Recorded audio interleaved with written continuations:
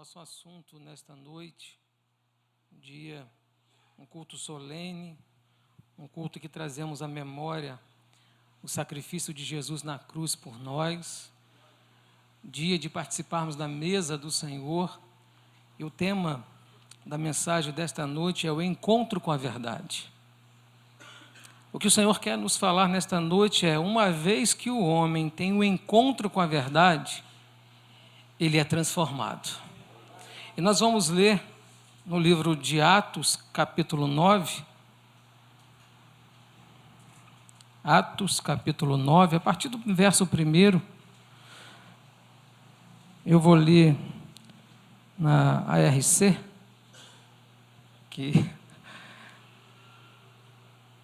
a NVI aqui, a gente tem algumas traduções bíblicas, a NVI não tem a parte dura para ti lutar contra os aguilhões.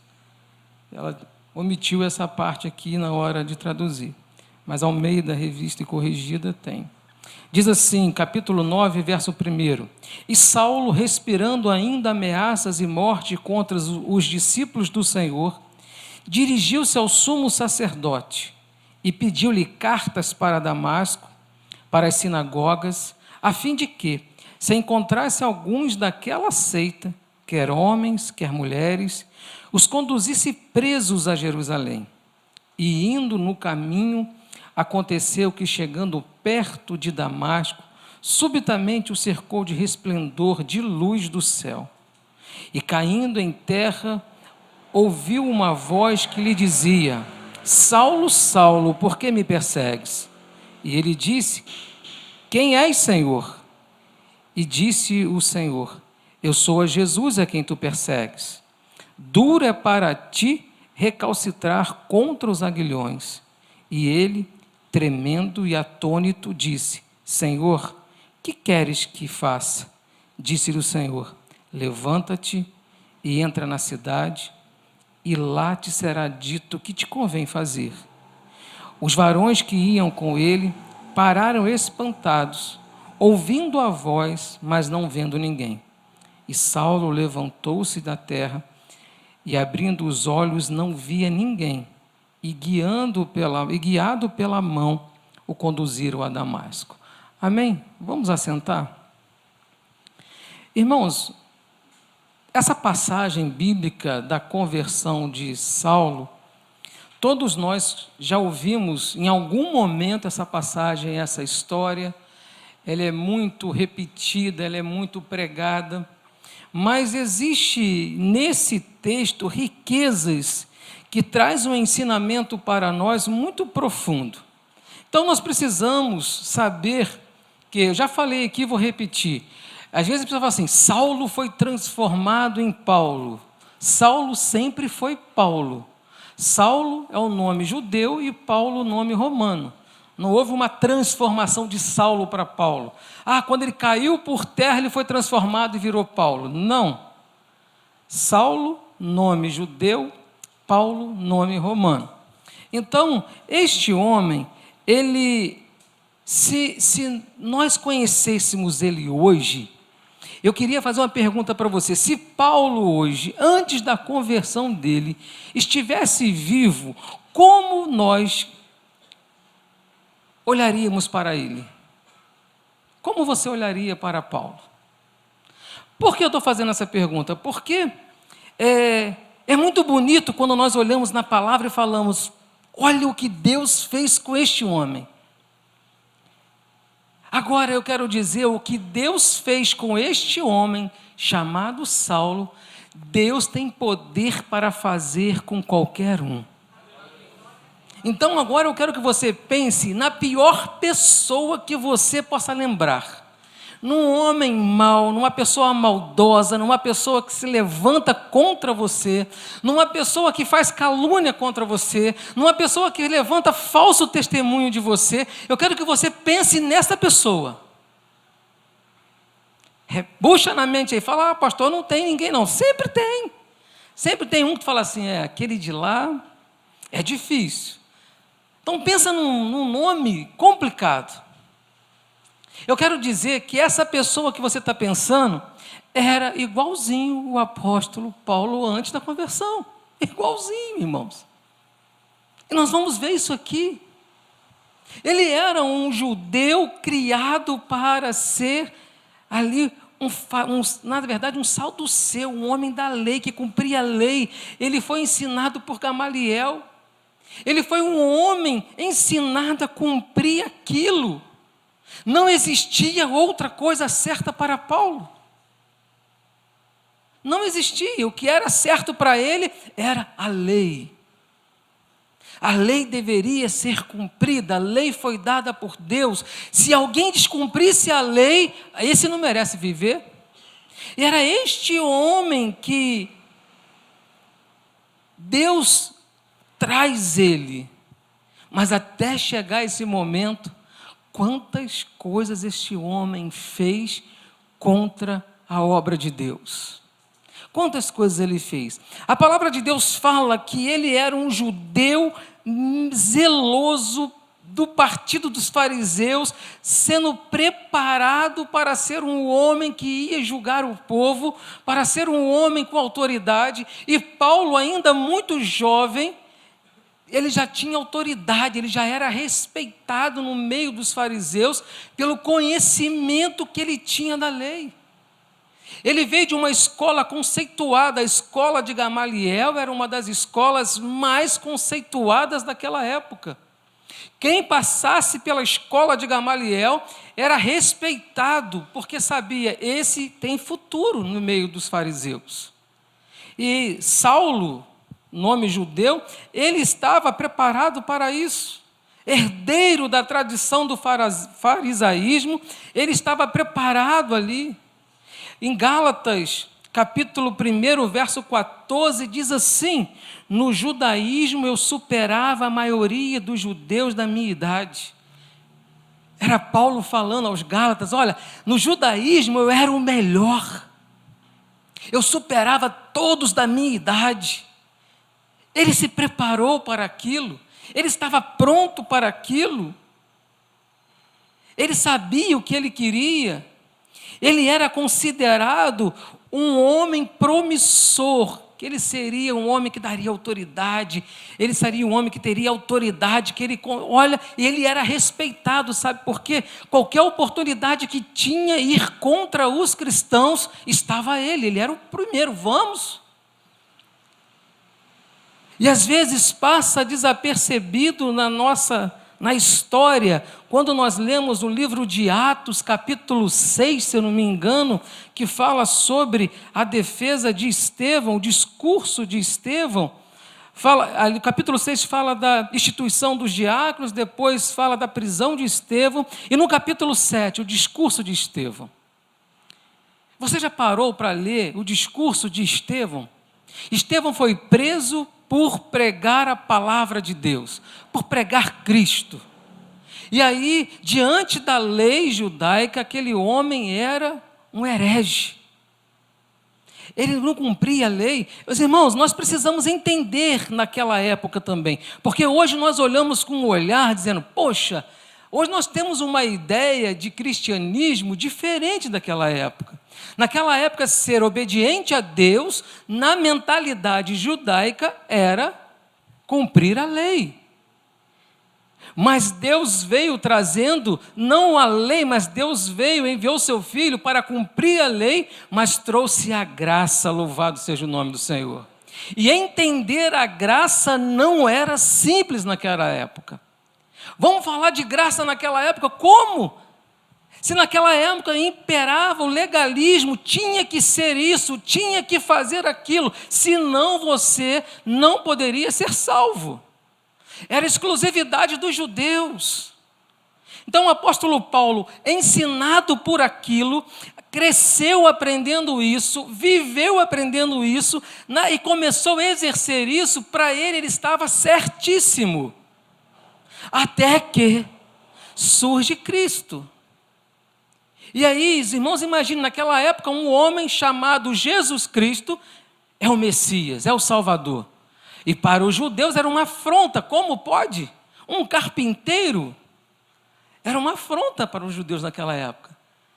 Eles achavam, porque naquela época também não foi só Cristo que se levantou dizendo que era o Salvador. Outros se levantaram também dizendo que traria solução para o povo e morreram, não ressuscitaram.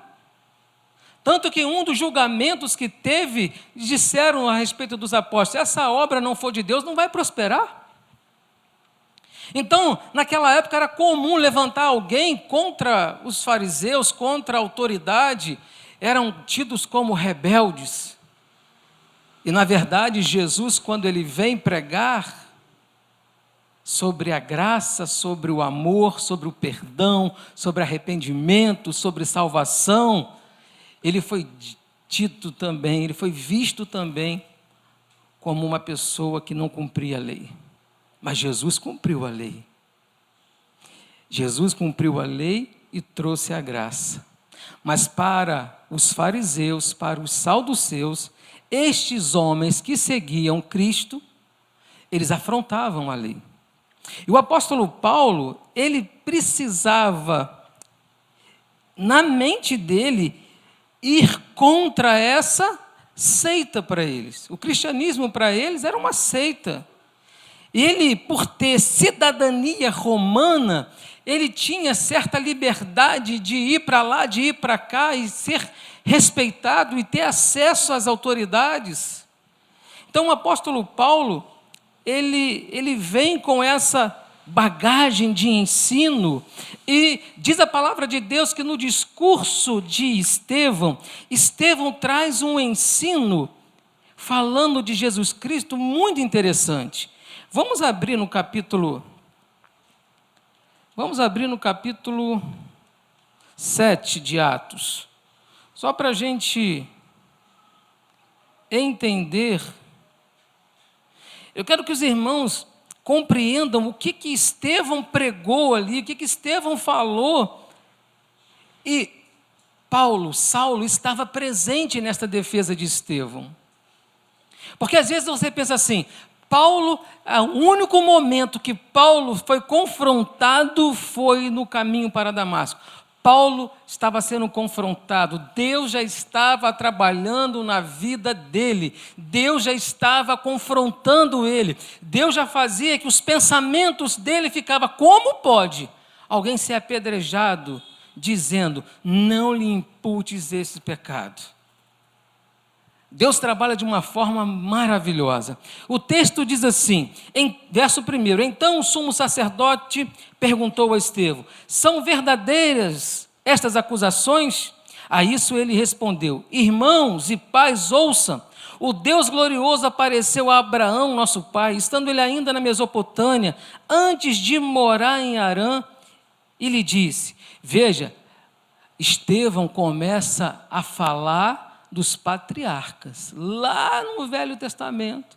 Ele vai lá em Abraão, para ele chegar a Jesus Cristo, ele começa em Abraão, porque na lei eles acreditavam, mas em Jesus não. Então ele vai lá em Abraão, e ele fala, e Deus apareceu a Abraão e disse, sai da tua terra, do meio dos seus parentes, e vá para a terra que eu lhe mostrarei. Então ele saiu da terra dos caldeus, estabeleceu em Harã. Depois da morte do seu pai, Deus o trouxe a esta terra onde vocês agora vivem. Deus, verso 5, Deus não lhe deu nenhuma herança aqui, nem mesmo o espaço de um pé, mas lhe prometeu que ele, depois dele, seus descendentes possuiriam a terra, embora naquele tempo Abraão não tivesse filhos. Deus lhe falou desta forma, seus descendentes serão peregrinos numa terra estrangeira e serão escravizados e maltratados por 400 anos. Veja aqui, ele está dizendo aqui o que Deus falou para Abraão. Deus falou isso para Abraão e continua, mas eu castigarei a nação a quem servirão como escravo e depois sairão dali e me adorarão neste lugar. E deu a Abraão a aliança da circuncisão. Aí ele vai na circuncisão, que eles conheciam a circuncisão. Por isso Abraão gerou Isaque e circuncidou 8 dias depois do seu nascimento. Mais tarde Isaque gerou Jacó e os 12 patriarcas. Os patriarcas, tendo inveja de José, venderam como escravo para o Egito, mas Deus estava com ele. Veja, já chegamos em José, ele já passou para Abraão, Isaque, Jacó, José. Aí ele fala, depois houve, e o libertou de todas as tribulações dando a José a favor sabedoria diante de Faraó, o rei do Egito. Este tomou o governador do Egito e todo o seu palácio. Depois houve fome em todo o Egito, em Canaã, trazendo grande sofrimento aos nossos antepassados, não encontravam alimento. Verso 12. Ouvindo que havia trigo no Egito, Jacó enviou os nossos antepassados em sua primeira viagem. Na segunda viagem deles, José fez-se reconhecer por seus irmãos, e Faraó pôde conhecer a família de José. Depois disso, José mandou buscar seu pai, Jacó e toda a sua família, que eram 75 pessoas. Então Jacó desceu ao Egito, onde faleceu, e ele e os nossos antepassados. Seus corpos foram levados de volta a Siquém e colocados num túmulo que Abraão havia comprado ali dos filhos de Amor por certa quantia. Ao se aproximar o tempo em que Deus cumpria sua promessa a Abraão, aumentou o número do nosso povo no Egito. Então outro rei, que nada sabia a respeito de José, passou a governar o Egito. Ele agiu traiçoeiramente para com o nosso povo, oprimiu nossos antepassados, obrigando-os a abandonar os seus recém-nascidos para que não sobrevivessem. Naquele tempo nasceu Moisés, que era um menino extraordinário. Por 3 meses ele foi criado na casa do seu pai. Quando foi abandonado, a filha do faraó tomou-o, criou por seu próprio filho.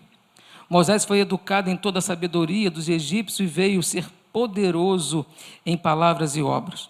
Ao contemplar 40 anos, Moisés decidiu visitar seus irmãos israelitas. Ao ver um deles sendo maltratado por um egípcio, saiu em defesa do oprimido, vingou matando o egípcio. Ele pensava que seus irmãos compreenderiam que Deus estava usando para salvá-los, mas eles não o compreenderam. No dia seguinte, Moisés dirigiu-se às 12 israelitas que estavam brigando e tentou reconciliá-los, dizendo: homens, vocês são irmãos, por que te ferem um ao outro? Mas o homem que maltratava o outro empurrou Moisés e disse: quem nomeou líder e juiz sobre nós? Quer matar-me como matou o egípcio ontem? Ouvindo isso, Moisés fugiu para Midian, onde ficou morando com os estrangeiros e teve 2 filhos. Passado 40 anos, apareceu a Moisés um anjo nas labaredas de uma sarça em chamas no deserto perto do Monte Sinai. Vendo aquilo, ficou atônito e aproximou-se para observar, ouviu a voz do Senhor. Eu sou o Deus dos seus antepassados, o Deus de Abraão, o Deus de Isaque, o Deus de Jacó. Moisés, tremendo e de medo, não ousava olhar. Então o Senhor lhe disse: tira as sandálias dos teus pés, porque o lugar que você está é terra santa. De fato, tendo visto a opressão sobre o meu povo no Egito, ouvi seus gemidos e desci para livrá-los. Vem agora e eu vos enviarei de volta ao Egito. E este mesmo Moisés, que tinha rejeitado com palavras quem nomeou líder e juiz, ele foi enviado pelo próprio Deus para ser líder e libertador deles por meio do anjo que lhe tinha aparecido. Então, esse é o discurso que Estevão está fazendo diante das autoridades sobre a ameaça de morte. Ele está ali contando a história de todo o povo. E ele vai passando os antepassados ali, e ele chega, ele fala do ídolos, do bezerro no deserto. Ele chega, fala do santuário de Moloque, a estrela do deus Refã, dos ídolos que se levantaram. Ele fala do tabernáculo de Davi. E no verso 46 ele fala: quem encontrou graça diante de Deus e pediu-lhe que permitisse providenciar uma habitação para o Deus de Jacó. Mas foi Salomão que construiu a casa. Ele vem trazendo numa ordem cronológica toda a história do povo de Deus. Ele está falando ali aquilo que eles conheciam. E isso para chegar a Jesus. Não foram, verso 51. Povo rebelde, obstinado de coração, de ouvidos, vocês são iguais aos seus antepassados, sempre resistem ao Espírito Santo. Aí ele fala: vocês viram Deus agindo no passado, mas vocês resistem ao Espírito. Qual dos profetas os seus antepassados não perseguiram? Eles mataram aqueles que prediziam a vinda do justo, do que agora vocês se tornam traidores e assassinos. Aí ele fala: vocês perseguiram os profetas do passado, que proferiram a vinda de Cristo, e agora vocês fazem o mesmo. Que ousadia, né? De um homem de Deus diante das autoridades. E estava ali um homem chamado Saulo, ouvindo tudo isso. E diz o texto já No verso 54, ouvindo isso, ficaram furiosos e rangeram seus dentes contra eles. Mas Estevão, cheio do Espírito Santo, levantou os olhos para o céu e viu a glória de Deus, e Jesus em pé à direita de Deus, e disse: vejo os céus abertos e o Filho do Homem em pé à direita de Deus. Mas eles tamparam os ouvidos, dando fortes gritos, lançaram-se todos juntos contra ele. Arrastaram-se para fora da cidade e começaram a apedrejá-lo. As testemunhas deixaram seus mantos aos pés de um jovem chamado Saulo. Aí eu pergunto para vocês, Saulo ouviu ou não ouviu a palavra de Deus? Ele sabia, ele ouviu a palavra, ele estava ali atento, e aos seus pés Estevão foi apedrejado. Aos pés de Paulo. Quando Paulo, ele percebe isso, logo em seguida ele vai pedir autoridade ao sacerdote para poder perseguir os cristãos. E no verso 9 que nós lemos, começamos a ler, ele fala: enquanto isso, Saulo ainda respirava ameaças. Naquele momento os cristãos se afastam, eles fogem, porque se ficassem ali, iriam morrer como Estevão morreu.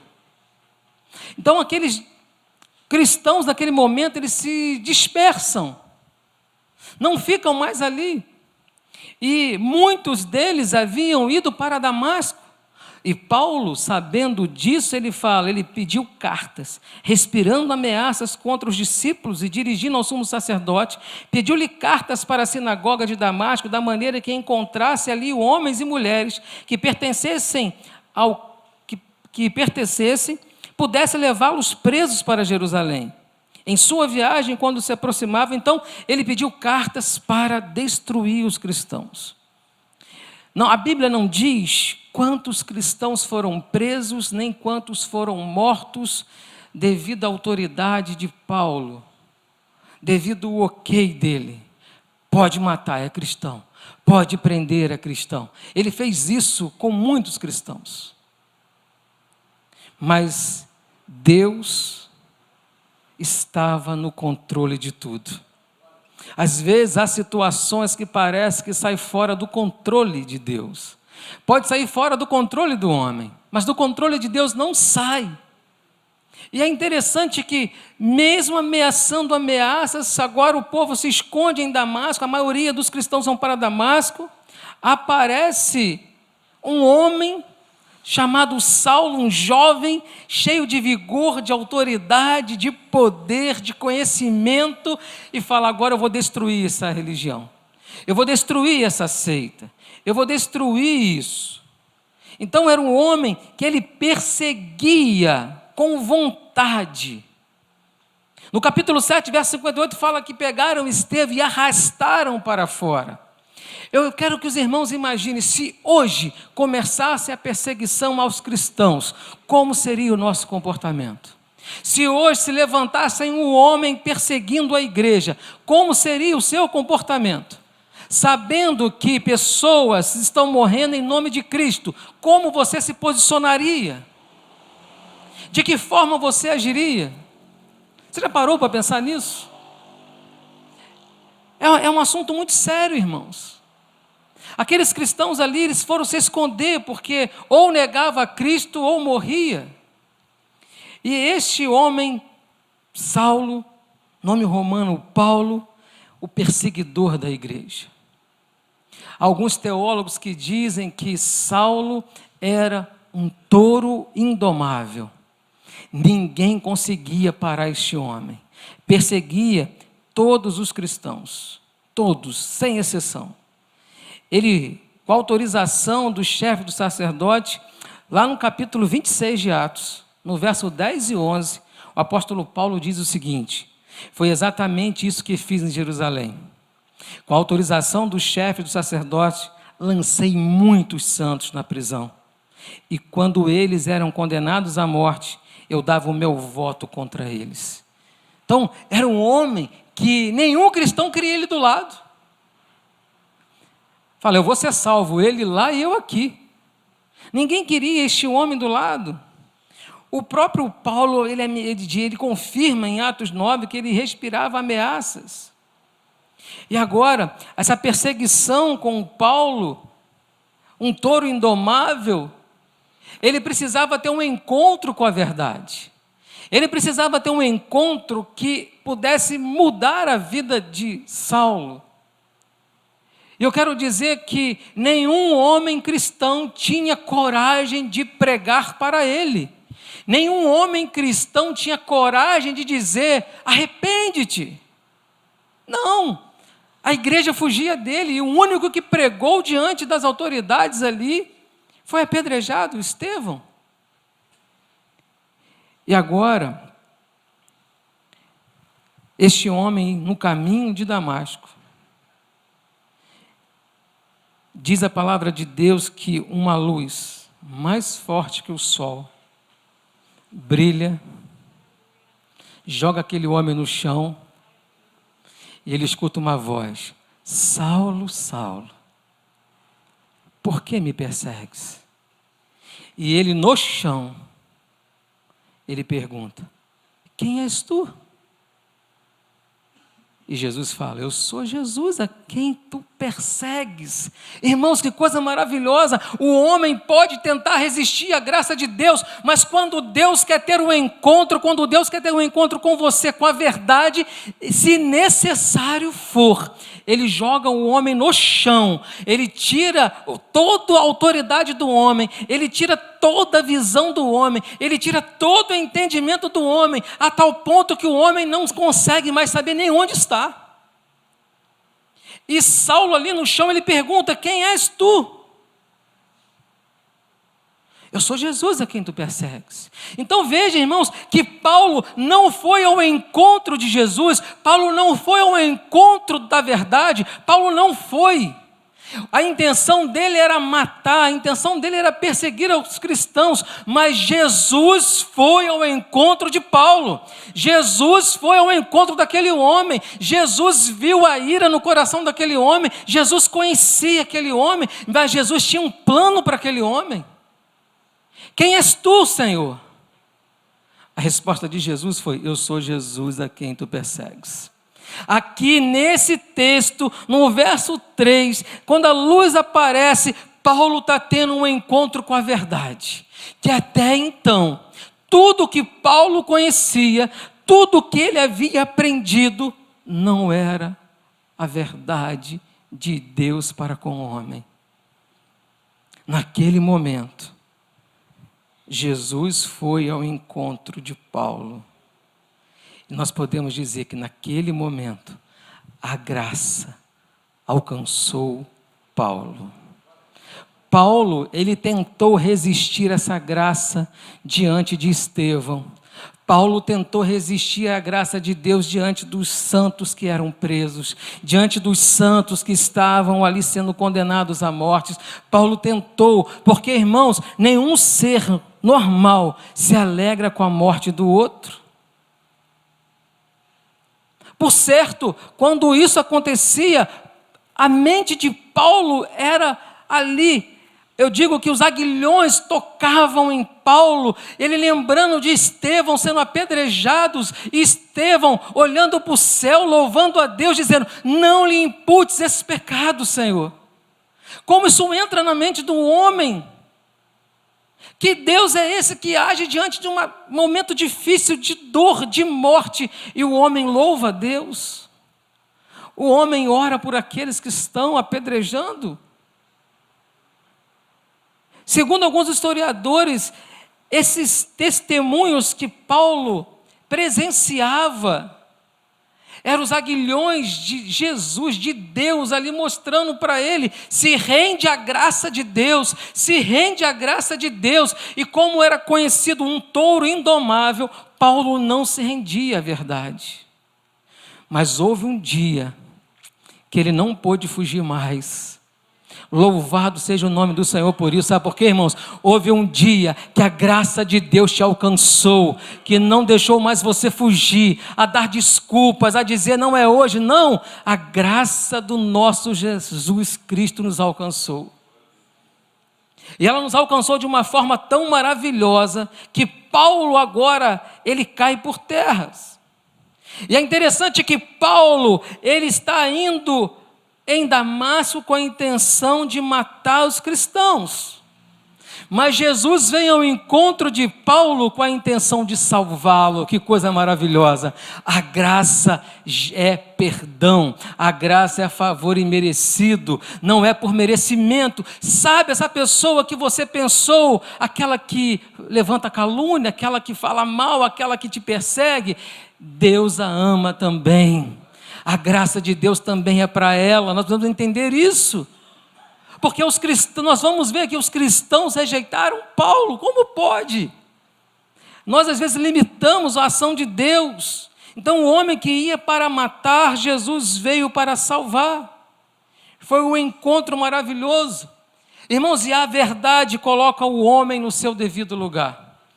A verdade coloca o homem sem os argumentos da sua inteligência, sem os argumentos da razão, sem os argumentos do seu ponto de vista. A verdade mostra realmente a insignificância do homem. Paulo, o homem cheio de autoridade, agora está no chão, cego. Paulo não entra em Damasco como ele esperava. O plano de Paulo era entrar em Damasco com toda a pompa, com toda a autoridade, os cristãos fugindo, a notícia correndo, Paulo chegou, ele vai matar os cristãos. Não, não foi assim, ele planejou assim. Mas Paulo chegou lá, cego, sendo conduzido, não sabia nem aonde estava, perdido. Quando a verdade nos encontra, a verdade nos coloca nessa situação. O que eu sei serve para quê? A minha razão serve para quê? A minha autoridade serve para quê? A minha vaidade serve para quê? Quando encontramos com a verdade, há uma mudança. E Deus, prestem bem atenção, Deus não muda os seus planos para fazer os seus. Os planos de Deus vão se cumprir. Talvez no plano de Paulo era outro plano, com certeza, mas no plano de Deus não. Deus o conduziu aquele homem. E agora, o homem que tem um encontro com a verdade tem a necessidade de ser transformado. É lógico isso. Ninguém tem um encontro com Deus e fica da mesma forma. Ninguém tem um encontro com Deus e continua falando da mesma forma que o mundo fala. Ninguém tem um encontro com Deus e se veste da mesma forma que o mundo se veste. Há uma mudança. E as mudanças foram notórias na vida de Saulo, de Paulo. E é interessante que no capítulo 9 de Atos agora, nós vamos ver que Paulo, no verso 9, ele esteve 3 dias sem ver, não comeu, nem bebeu. E aí Deus fala e havia em Damasco um discípulo chamado Ananias, e disse-lhe ao Senhor em visão: Ananias. Ele respondeu: eis-me aqui, Senhor. E disse-lhe o Senhor: levanta-te, vai à rua chamada direita, pergunta pela casa de Judas, por um homem de Tarso chamado Saulo, pois ele está orando. A primeira coisa que a verdade faz com o homem é reconhecer que nós não somos nada, nós precisamos de orar. Precisamos de orar. E agora eu quero que... A gente está falando aqui de Paulo, de Saulo, mas agora se coloca no lugar de Ananias. Ananias, um homem de Deus, numa visão, Deus aparece a Ananias e fala assim: Ananias. Ele diz: eis-me aqui, Senhor. Levanta-te, vai à rua direita, vai à rua chamada direita e pergunta pela casa de Judas por um homem de Tarso, chamado Saulo. Mas peraí, esse aí? Ananias vai dizer: esse aí, aquele que mata os cristãos? Vai lá. Ele está orando. Ananias viu, Ananias então foi. Olha o que diz o verso 15. Disse-lhe, porém, o Senhor: vai Este é para mim, Deus está falando agora, depois da experiência daquele homem no caminho de Damasco, este é para mim um vaso escolhido. Eu pergunto, foi Paulo que escolheu Jesus? Foi Jesus que escolheu Paulo. Ele é um vaso escolhido. Para levar o meu nome perante os gentios, os reis, os filhos de Israel. E eu lhe mostrarei quanto deve sofrer pelo meu nome. Prestem atenção, irmãos. Prestem atenção. Às vezes as pessoas procuram um cristianismo para um viver melhor neste mundo.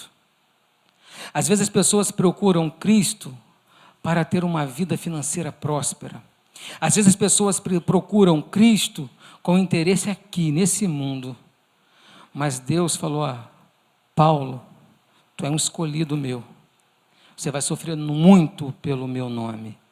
Você, quando tem uma luta na tua vida, não blasfeme. Glorifique, porque você está testemunhando o nome de Jesus. Exalte o nome dele. Sabe por quê? Porque você está testemunhando o nome de Jesus. E ali aquele homem foi, o verso 17 diz assim, então Ananias foi, entrou na casa, impondo-lhe as mãos, diz, irmão Saulo, o Senhor Jesus que te apareceu no caminho por onde vinhas, me enviou para que voltes a ver e seja cheio do Espírito Santo. Quem encontra a verdade, quem tem um encontro com a graça irresistível de Deus, é cheio do Espírito Santo. Não consegue fugir disso. E aí diz o verso 18, imediatamente lhe caíram as escamas, voltou a ver, levantou e foi batizado. Uma outra característica, quem tem um encontro com a graça, quer ser batizado. Ele entende isso como testemunho. Veja que dias antes ele estava perseguindo os cristãos, agora ele está sendo batizado. Irmãos, isso foi uma vitória para a igreja imensurável. Imensurável. Lhes mostrarei o quanto deve sofrer pelo meu nome. Você sabe o quanto Paulo sofreu pelo nome de Cristo? Você tem ideia disso? Porque a gente ouve a história desse homem, a gente não tem ideia de quanto ele sofreu. Paulo foi perseguido em Damasco. Depois de convertido, depois de ter um encontro com a verdade, ele tenta pregar para os cristãos daquela região, pessoal, esse cara está querendo armar, se infiltrar aqui no meio. Manda ele embora daqui.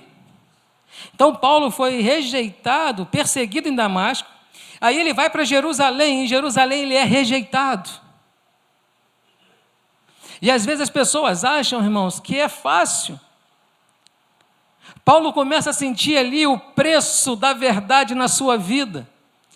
Imagine, um homem que perseguia, que tinha honras, que tinha autoridade, ele é expulso, perseguido em Damasco para não morrer. Quando ele chega em Jerusalém, ele fala, eu agora sou cristão. E ninguém acredita nele. Ninguém acredita nele.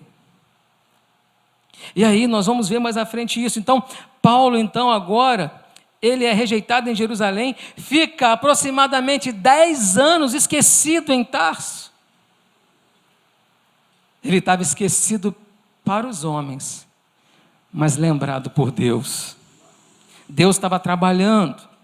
E aí, em Tarso, ele é chamado para a primeira viagem missionária, ele fica doente nessa viagem, ele é apedrejado em Listra. Depois ele vai fazer uma segunda viagem, ele queria ir à Ásia, mas Deus não permite, manda ele para Macedônia. E ali na Macedônia ele é escorraçado como bandido. Ele vai para Bereia, é expulso dali. Ele vai para Atenas, é chamado de tagarela. Ele vai para Coríntios e chamam ele de impostor. Ele vai para Éfeso e ali enfrenta feras. Ele vai para Jerusalém de novo e é preso. Fica em Cesareia 2 anos e é acusado injustamente. E Deus fala com ele que quer ele em Roma. E ele, indo para Roma, sofre um naufrágio. E depois que ele é salvo do naufrágio, ele e os 276 que estavam com ele, chega na ilha de Malta, e ali na ilha de Malta ele é picado por uma cobra, e quando ele é picado por uma cobra, as pessoas falam, ele é assassino, ele deve morrer. Mas nada acontece com Paulo. Ali, quando ele sai da ilha de Malta, ele chega a Roma, é preso, algemado. E mais à frente ele vai ser morto. Olha o preço que ele pagou por ser cristão. E aí, irmãos, nessa perseguição que antes ele fazia, agora ele transformado. O homem que desejava matar os cristãos, depois do encontro da verdade, ele prega a Cristo como Salvador. Você teve um encontro com a verdade? Você prega Cristo como Salvador? Ou você se esconde? E olha que interessante, não basta falar de Jesus. O capítulo 9, verso 20 diz assim, e logo nas sinagogas pregava Jesus, que este era o Filho de Deus. O apóstolo Paulo, ele começa a pregar Jesus, dizendo que ele era Filho de Deus. Mas não basta só pregar. No verso 22 diz assim, Saulo, porém, se esforçava muito mais e confundia os judeus que habitavam em Damasco, provando que aquele era o Cristo. Ou seja, agora ele não só prega, mas como dá testemunho de cristão. Então veja, irmãos, quem tem um encontro com a verdade, ele prega Jesus e testemunha de Jesus. Ele não precisa ter medo. Agora olha a transformação que Deus faz. Paulo, ele era devastador de igrejas. Ele destruía a igreja, ele destruía os cristãos, ele perseguia os cristãos. Agora Paulo é plantador de igreja, que coisa maravilhosa. Paulo foi um dos maiores implantadores da igreja na história da palavra de Deus. Aonde Paulo passou, plantava-se uma igreja. O homem que destruía a igreja, agora planta igrejas. Capítulo 9, verso 15 diz assim, e disse-lhe, porém, o Senhor, vai até que este para mim um vaso escolhido para levar o meu nome diante dos gentios, dos reis e dos filhos de Israel. O apóstolo Paulo agora ele é levado às autoridades, ele é levado aos gentios para plantar igrejas. E lá em 2 Coríntios 11, verso 28, o apóstolo Paulo diz assim, além disso, enfrento diariamente uma pressão interior, a saber, a minha preocupação com todas as igrejas. Quem destruía a igreja, agora planta a igreja. Quem encontra com a verdade, é transformado pela verdade. Agora, uma outra coisa maravilhosa, quem tem um encontro com a verdade, Paulo teve um encontro com a verdade, mas antes desse encontro, ele solicitava cartas pedindo autorização para matar os cristãos. Agora, depois do encontro da verdade, Paulo é o maior escritor do Novo Testamento. Ele escreve cartas para abençoar, para salvar, para arrependimento. E nós temos, irmãos, é muito interessante isso. O apóstolo Paulo, ele escreveu Romanos, 1º, 2º Coríntios, Gálatas, Filipenses, Filemão, 1º e 2º Tessalonicenses, Efésios, Colossenses, Hebreus, Tito, 1 Timóteo e 2 Timóteo. A última carta escrita pelo apóstolo Paulo, preso, é 2 Timóteo. Obrigado, meu irmão. E em 2 Timóteo, no capítulo 4, verso 8, o apóstolo Paulo fala da vida que ele viveu na presença de Deus. E diz assim, 2 Timóteo 4, 8, desde agora, a coroa da justiça me está guardada. Paulo tinha dúvida da salvação dele? Sim ou não, irmãos? Não. Quem tem um encontro com a graça de Deus, tem certeza da sua salvação. Não tem dúvida dela. Tem certeza. Paulo tinha certeza, ele diz: desde agora a coroa da justiça me está guardada, a qual o Senhor, justo juiz, me dará naquele dia. Ele não fala, a minha coroa pode estar guardada, Jesus pode me dar. Não, ele fala, o justo juiz me dará naquele dia. E não somente a mim, mas também a todos a que amarem a sua vinda.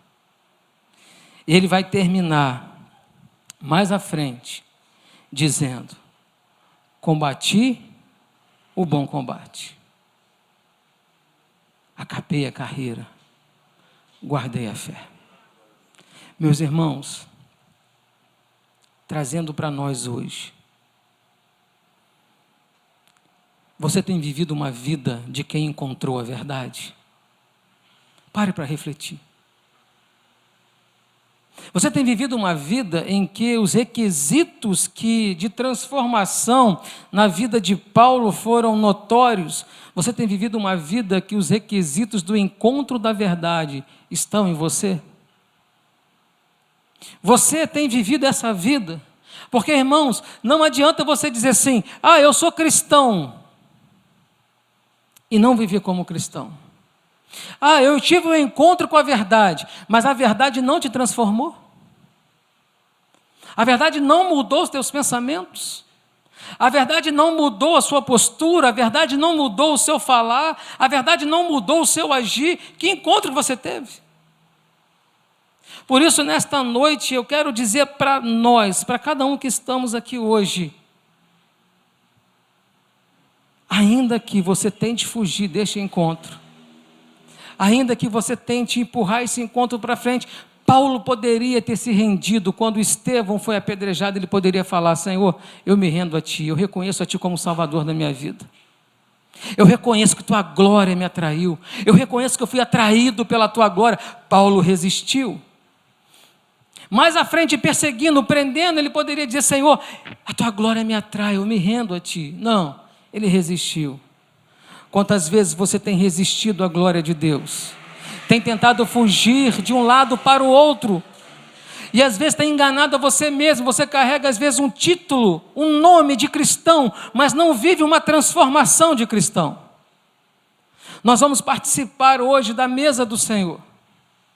E eu quero que você faça uma reflexão de ter um encontro com a verdade, de ter um encontro com a palavra de Deus, de ter um encontro com Jesus, que este encontro gere em você uma mudança de vida, uma transformação de vida, uma forma de viver diferente, tendo ciência que pode sofrer muito por ser cristão, mas em todas as lutas Deus não há de te abandonar.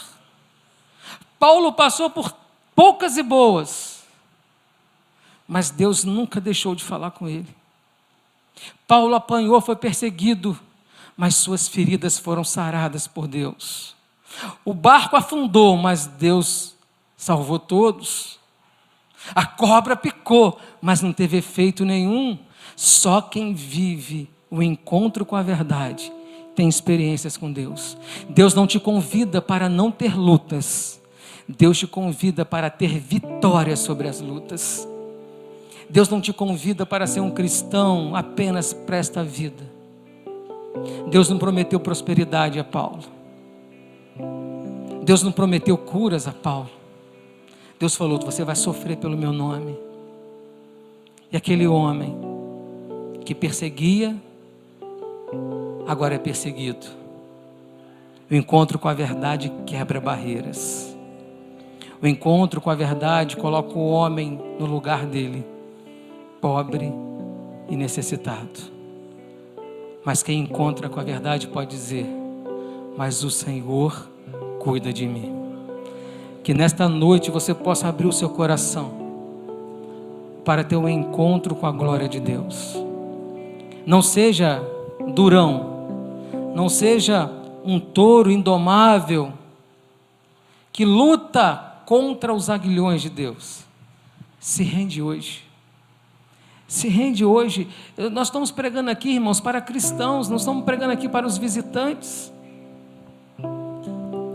É uma palavra para a igreja, porque às vezes nós frequentamos o culto, viemos domingo na igreja, mas segunda-feira eu vivo como se tivesse tudo normal. Amanhã eu quero dizer que nós seremos colocados à prova. Porque diz a palavra de Deus que o mundo jaz do maligno. E o que o maligno quer é te tirar da presença de Deus. Que nós possamos dizer naquele dia: combati o bom combate. Acabei a carreira, mas eu não perdi a fé. Jesus Cristo é meu Salvador. Na hora da luta, da tempestade, Jesus Cristo é meu Salvador. Na hora da perseguição, Jesus Cristo é o meu Salvador. Na hora da luta, você vai dizer: Senhor, eu não posso mais resistir à tua glória. Jesus Cristo é meu Salvador. Aqueles homens receberam propostas dizendo: nega Cristo, abre mão, você vai viver. Mas eu quero te convidar hoje a ter um entendimento de que permaneça firme na presença de Deus. Vamos colocar de pé. Você vai fechar os seus olhos. Quem conhece esse louvor, feche os seus olhos.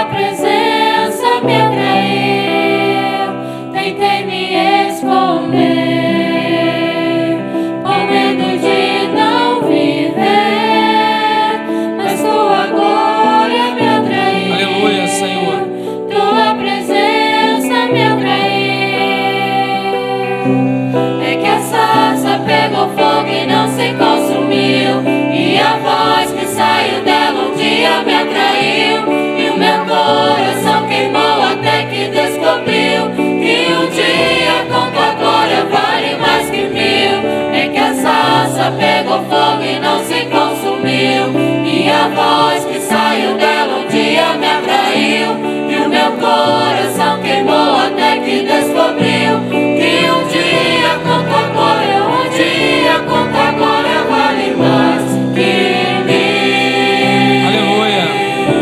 Um dia na presença do Senhor vale mais do que 1000.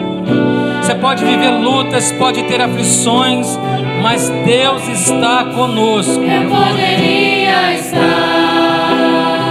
em qualquer outro lugar, mas tua glória me atraiu, tua presença me atraiu. Tentei me esconder, com medo de não viver, mas tua glória me atraiu, tua presença me atraiu. É